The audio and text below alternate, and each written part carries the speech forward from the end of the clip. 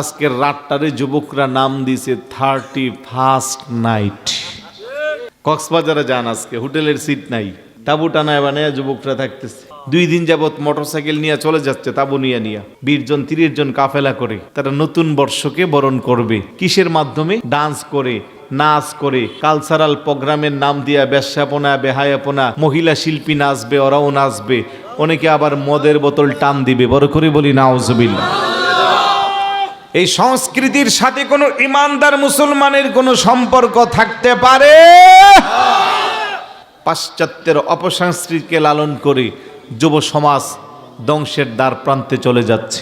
উচ্চ শিক্ষার নামে নামি দামি বিশ্ববিদ্যালয়ে পড়তেছে। আমরা আশাবাদী হয়ে আছি ওরা আমাদের দেশের আগামী দিনের সম্পদ, ওরা আমাদের দেশকে সুন্দর করবে, সাজাবে।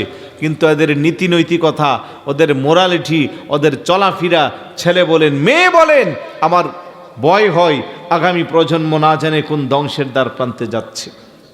খারাপ লাগতেছে কথাগুলো আপনাদের?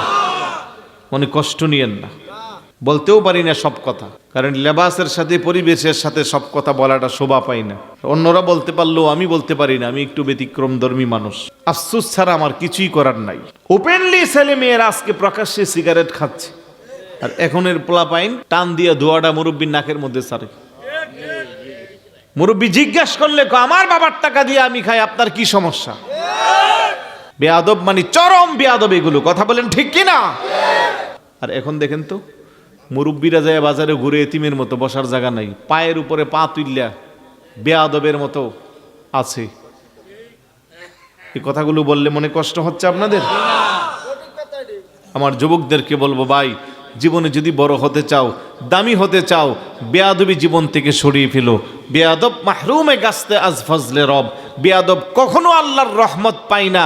আর আল্লাহর রহমত ছাড়া দুনিয়ার আকাশচুম্বী জ্ঞান অর্জন করলেও সে জাহান্নামী হবে, সে শয়তানের উত্তরসূরি হবে। কথা বলেন ঠিক কি না?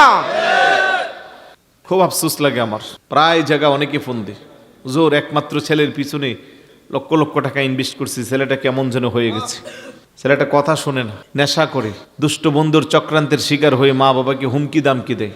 আছে না নাই? যুবকদেরকে বলবো, জীবনকে রঙিন করতে চাও, সাজাইতে চাও, আব্বা আম্মার কদমে সময় লাগাও।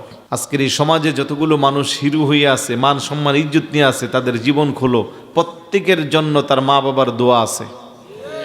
কিন্তু বেয়াদব সন্তান হইলে মা বাবা দোয়া করবে? জোরে বলুন, করবে? আদো বলা হয়েছে, মাকে সম্মান করো, বাবাকে সম্মান করো। অনুরোধ করবো রে যুবক, বাবা মার অভিশাপের কারণ হয় না, মুরব্বীদের অভিশাপের কারণ হয় না। তুমি রাস্তা দিয়ে হেঁটে গেলে তোমার হাঁটার স্টাইল দেখে চায়ের দোকানের মুরব্বীরা তোমার দোয়া আর বদদোয়া দুইটাই দে, ঠিক না? মুরব্বী একজন আসতেছে, সুন্দরভাবে হাইটটা যদি সালাম দাও, সালামের উত্তরটা দিয়ে মুরব্বীর রূহ থেকে একটা দোয়া আসবে। আর বেয়াদবের মতো বুকটা ফুলাইয়া, সিনা ফুলাইয়া গেলাগা, মনে করবা কলুমুদ্দি সলুমুদ্দি চুলদারি পাকছে, এটারে গনায় ধরলই কি না ধরলই কি, ফিরাইয়া তোমার দিকে তাকাই একটু আফসোস করবে, হারে কি সমাজে বসবাস করলাম, এটা সালামও আমাদের কি দিল না। এই আক্ষেপের কথাটা কি দোয়া না বদদোয়া?